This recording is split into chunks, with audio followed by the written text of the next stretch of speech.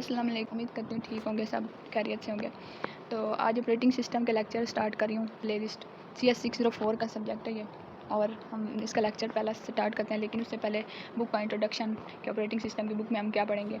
तो इसमें हम लोग देखेंगे कि ऑपरेटिंग सिस्टम क्या होता है। ऑपरेटिंग सिस्टम में जो होता है लिनक्स, यूनिक्स, विंडोज़, उनमें ऑपरेटिंग सिस्टम क्या कैसे परफॉर्मेंस करता है, उसकी कैसे वो मल्टी प्रोसेसिंग करता है, उसमें क्या क्या होता है, उसकी सर्विसेज क्या होती हैं, ठीक है। उसके बाद प्रोसेस जो होते हैं वो आपस में कम्युनिकेट कैसे करते हैं।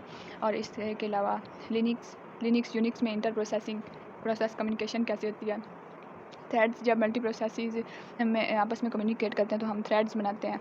थ्रेड्स छोटे छोटे प्रोसेस को छोटे छोटे हिस्सों में डिवाइड कर लेते हैं, उसको थ्रेड्स कहते हैं।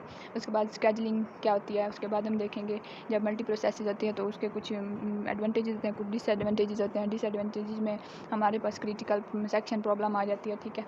डेडलॉक आ जाता है। उसके बाद आ जाता है डेडलॉक, फिर हैंडलिंग और अवॉइडेंस की टेक्निक्स हम पढ़ेंगे कुछ। फिर मेमोरी मैनेजमेंट देखेंगे, उसमें पेजिंग क्या होती है, सेगमेंटेशन क्या होती है, वर्चुअल मेमोरी क्या होती है, डिमांड पेजिंग क्या होती है। सारे टॉपिक्स बहुत इंटरेस्टिंग हैं। पेज रिप्लेसमेंट एल्गोरिथम्स क्या होते हैं। और उसके बाद फाइल डायरेक्टरीज और डिस्क स्पेस मैनेजमेंट को हम देखेंगे थोड़ा सा। तो आज हम स्टार्ट करते हैं लेक्चर नंबर 1। तो सबसे पहले उन्होंने बताया है ऑर्गेनाइजेशन ऑफ कंप्यूटर सिस्टम। हमारे पास कंप्यूटर सिस्टम 4 चीज़ों पर मुश्तमिल होता है: hardware, operating system, application program end users. Hardware में CPU, मेमोरी, IO डिवाइसेस वगैरह होती हैं।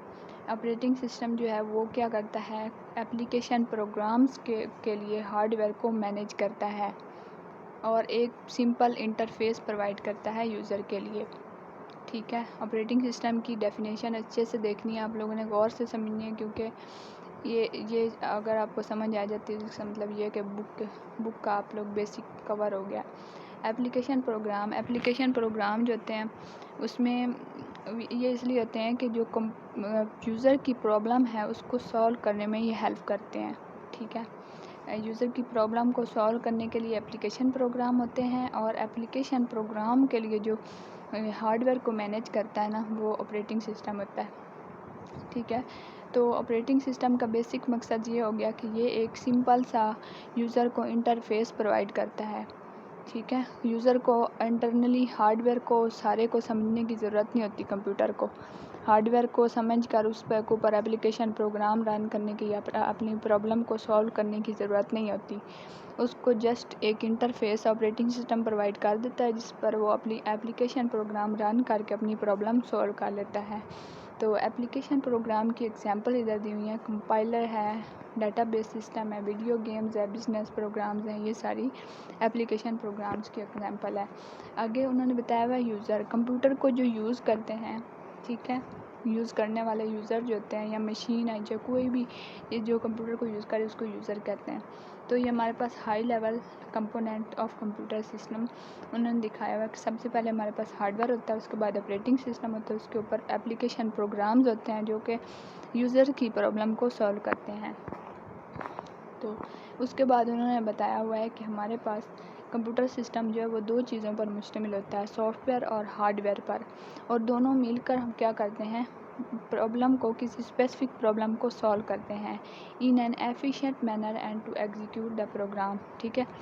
मतलब क्या है, दोनों मिलकर काम करते हैं और किसी भी प्रॉब्लम को सॉल्व करते हैं।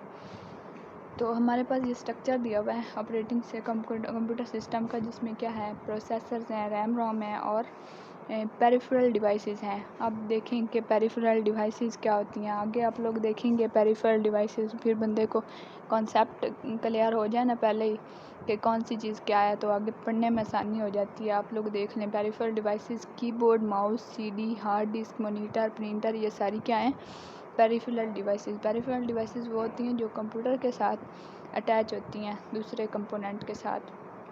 तो किसके ज़रिए अटैच हुई हैं, सिस्टम बस के ज़रिए से कंप्यूटर सिस्टम के साथ अटैच हुई हैं, इनको हम कहते हैं पेरिफेरल डिवाइसेस।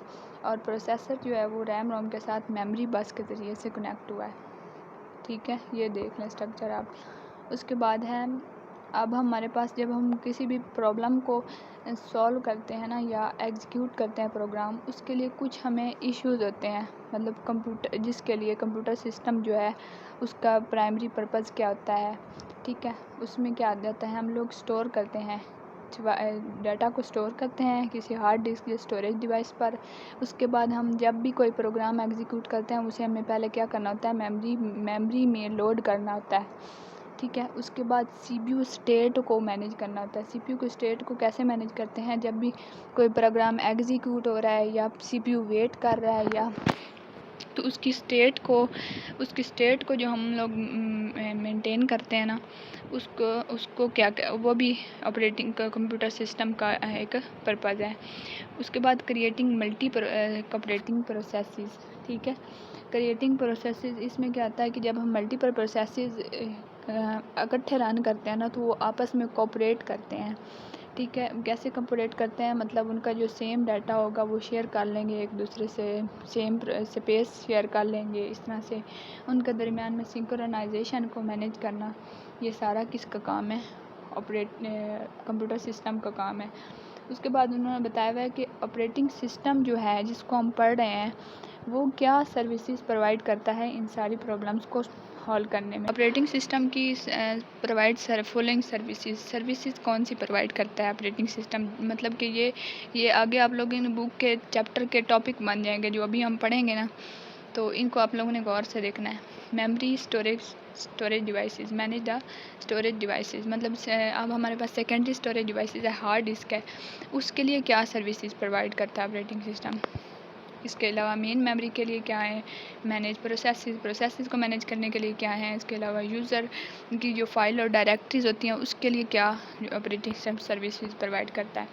तो हार्ड डिस्क के लिए सर्विसेज जो प्रोवाइड करता है उसमें आ जाता है हमारे पास जो फ्री स्पेस एलोकेट करनी होती है ना, स्पेस मेमोरी हार्ड डिस्क में किसी भी नए फाइल हमने सेव करनी है तो उसके लिए कितनी स्पेस एलोकेट करनी है, कब एलोकेट करनी है और कैसे एलोकेट करनी है, ये सारा कौन, ऑपरेटिंग सिस्टम देखता है। उसके बाद जब हम स्पेस फ्री हो गई है, फाइल डिलीट हो गई है या किसी और फिर डी एलोकेट कैसे करनी है, मतलब फ्री स्टोर में दोबारा ऐड कैसे करनी है। उसके अलावा जब हम एक फ़ाइल स्टोर की हुई है दूसरी फ़ाइल सेव करनी है तो वो दूसरी फ़ाइल की जगह ना ले ले, मतलब उसके ऊपर ओवर राइट ना हो जाए, ये भी ऑपरेटिंग सिस्टम देखता है। स्केजल डिस्क रिक्वेस्ट, मतलब जो रिक्वेस्ट आ रही हैं डिस्क के लिए उनको स्केजल करना, मतलब कि प्रायोरिटी की बेस पर या फर्स्ट इन फर्स्ट आउट की बेस पर, ये कैसे उनको स्केजल करना है कि कौन सी रिक्वेस्ट पहले एग्जीक्यूट होगी फिर कौन सी जाएगी, फिर इस तरह से उनको स्केजल करना ऑपरेटिंग सिस्टम का है।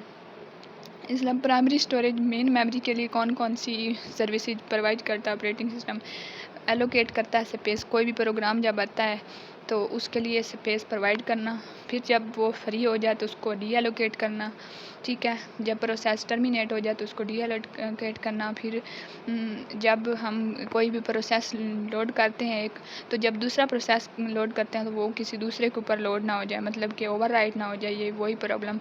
तो उसके process does not access memory space that does not belong to it, ठीक है। अगर एक प्रोसेस की स्पेस है उसमें सेव हुआ है तो जो दूसरा प्रोसेस है उसको ये इंश्योर करना कि वो दूसरे प्रोसेस की जगह ना ले ले, ठीक है। तो ये देखना।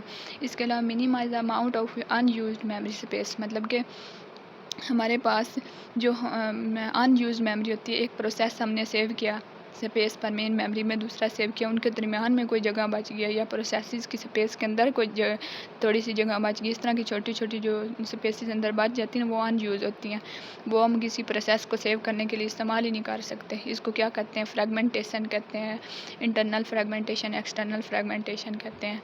उसको मिनिमाइज़ करना किसका काम होता है, ऑपरेटिंग सिस्टम का। मिनिमाइज़ करना मतलब ख़त्म करना। उसके बाद execution of program large in size than available memory, ठीक है। ये हम कैसे कर सकते हैं कि मेन मेमोरी से बड़ा प्रोग्राम जो है वो हम लोग लोड कर लें मेन मेमोरी में चलाने के लिए, तो इसके लिए हम लोग वर्चुअल मेमोरी की टेक्निक यूज़ करते हैं, ठीक है। वर्चुअल मेमोरी क्या होती है कि हम हार्ड डिस्क का थोड़ा सा स्पेस जो होती है उसको हम मेन मेमोरी के साथ मिला लेते हैं और इस तरह से हम लोग क्या करते हैं कि मेन मेमोरी से बड़ा प्रोग्राम हम लोग उस लोड कर लेते हैं और उसको एग्जीक्यूट कर लेते हैं। अब हमारे पास आ जाता है मैनेज प्रोसेसेस को मैनेज करने के लिए ऑपरेटिंग सिस्टम जो सर्विसेज प्रोवाइड करता है, ये प्रोसेसेस को मैनेज करने की तब ज़रूरत पड़ती है जब हम मल्टी प्रोसेसिंग का सिस्टम वाला इस्तेमाल करते हैं ना, जिसमें मल्टी प्रोसेसिंग हो रही होती है, मतलब एक वक्त में ज़्यादा सारे प्रोसेसेस इकट्ठे चल रहे हैं। उस वक्त allow simultaneous execution of processes by scheduling the CPU को स्केड्यूल करके हम बहुत सारे प्रोसेसेस को अलाउ कर देते हैं कि वो इकट्ठे काम कर लें। ठीक है। फिर जब इकट्ठे काम कर रहे थे उस वक़्त डेडलॉक भी आ जाता है मोस्टली। डेडलॉक का मतलब क्या होता है कि एक प्रोसेस जो है वो रिक्वेस्ट कर रहा है एक रिसोर्स की जो कि दूसरे के पास है और दूसरा उसकी रिक्वेस्ट कर रहा है जो पहले वाले के पास है रिसोर्स। तो रिसोर्सेज़ की जब रिक्वेस्ट करते हैं ना प्रोसेसेस तो डेडलॉक आ जाता है। अब रिसोर्सेज़ क्या होते हैं? रिसोर्सेज़ होते हैं CPU, hard disk, printer, monitor जो हमारे पास होते हैं ना सारे रिसोर्सेज़ जिनको इस्तेमाल करके प्रोसेस एग्जीक्यूट होता है या अपना प्रोसेसिंग मुकम्मल करता है उनको हम रिसोर्सेज कहते हैं। तो रिसोर्सेज की डिमांड जब मतलब हो जाती है ना प्रोसेस एक प्रोसेस उसी की रिक्वेस्ट कर रहा है जिसकी दूसरा कर रहा है तो वो डेडलॉक आ जाता है। उसको देखना ऑपरेटिंग सिस्टम का काम है। उसके बाद है ensure integrity to share data. जब हम डाटा शेयर करते हैं ना प्रोसेसेस के दरमियान में तो वो इंटेग्रिटी को देखना भी ऑपरेटिंग सिस्टम का काम है। इंटेग्रिटी क्या होती है? Accurate and consistent data. Accurate and consistent data उस वक्त हो सकता है जब जब जब हमारे पास डाटा जो हम सेंड कर रहे हैं वो उसमें कोई गलती ना हो, एरर ना आ जाए या मिक्स अप ना हो जाए दूसरे के साथ, ठीक है, करेक्ट हो बिल्कुल। तो synchronize execution of cooperating processes, ठीक है। ये क्या है कि हम जो कोऑपरेट प्रोसेस कर रहे हैं वो सिंक्रोनाइज हो मतलब कि वो एक वक्त में काम कर रहे हों और वो बिल्कुल सही काम कर रहे हों, ठीक है। उसके बाद है फाइल्स एंड डायरेक्टरीज़ को मैनेज करना। अब जो हमारे पास यूज़र्स होते हैं उनकी डायरेक्टरी और फाइलों को मैनेज करना ये किसका काम है? ऑपरेटिंग सिस्टम का काम है। User view of directory structure. User view क्या होता है कि जैसे अब मैंने एक फ़ोल्डर बनाया यूज़र के नाम से, ठीक है। उसके अंदर मैंने एक और फ़ोल्डर बना दिया CS604 का। फिर उसके अंदर मैंने अपनी 10 फाइलें रख ली हैं, असाइनमेंट्स रख ली हैं, कुछ भी फाइलें रख ली हैं। तो ये मेरी एक डायरेक्टरी स्ट्रक्चर बन गया। यूज़र फ़ोल्डर के अंदर CS604 की फ़ाइल है और उसके अंदर फ़ोल्डर है और उसके अंदर ज़्यादा सारी फाइलें हैं। तो ये मेरा एक डायरेक्टरी स्ट्रक्चर है या मेरा यूज़र व्यू है, ठीक है। तो ये जो डायरेक्टरी स्ट्रक्चर होता है ना ये हर यूज़र का अलग अलग होता है। और जब हम डिस्ट्रीब्यूटेड सिस्टम की बात करते हैं ना, डिस्ट्रीब्यूटेड सिस्टम का मतलब ये होता है कि एक कंप्यूटर पे डाटा पड़ा हुआ है और उसको ज़्यादा सारे यूज़र इस्तेमाल कर रहे हैं। मुख्तलिफ़ किस्म के यूज़र, कुछ मैनेज करने वाले हैं डाटा को, कुछ डाटा को एक्सेस करने वाले हैं, कुछ डाटा को अपडेट करने वाले हैं। तो वहाँ पर आके डाटा को प्रोटेक्ट करना ज़रूरी हो जाता है। मतलब है कि अनऑथराइज़ एक्सेस ना आ जाए। मतलब जिस बंदे को सिर्फ इतनी सी एक्सेस है कि वो फ़ाइल को रीड कर सकता है तो वो उस फ़ाइल पर राइट नहीं कर सकता।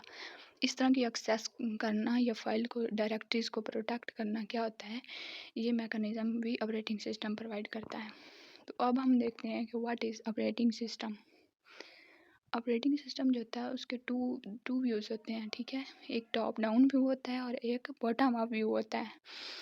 टॉप डाउन व्यू क्या होता है कि हम कंप्यूटर जो है वो एक इंटरफेस का काम करता है कंप्यूटर हार्डवेयर और कंप्यूटर यूज़र के दरमियान में, ठीक है। कंप्यूटर यूज़र और कंप्यूटर हार्डवेयर के दरमियान में एक इंटरफेस प्रोवाइड करता है ईज़ी सा। तो हर यूज़र को कंप्यूटर के हार्डवेयर को समझने की ज़रूरत नहीं है। सिर्फ उसको सिंपल सा ऑपरेटिंग सिस्टम विंडो या लिनक्स या यूनिक्स की फॉर्म में वो एक ना इंटरफेस दे देता है और उसको यूज़ करके वो अपनी प्रॉब्लम सॉल्व कर लेता है। ये इसका टॉप डाउन व्यू है। अब बॉटम डाउन व्यू क्या है? उसके लिए हमें पहले ये अंडरस्टैंड करना है कि कंप्यूटर की रिसोर्सेज होते हैं ज़्यादा सारे। CPU time, memory space, file storage spaces, IO devices, ठीक है। ये सारे क्या हैं? ऑपरेटिंग सिस्टम, ये कंप्यूटर सिस्टम के हार्डवेयर सॉफ्टवेयर रिसोर्सेज हैं, ठीक है। इन सारे रिसोर्सेज को मैनेज कौन करता है? ऑपरेटिंग सिस्टम मैनेज करता है। किन के लिए मैनेज करता है?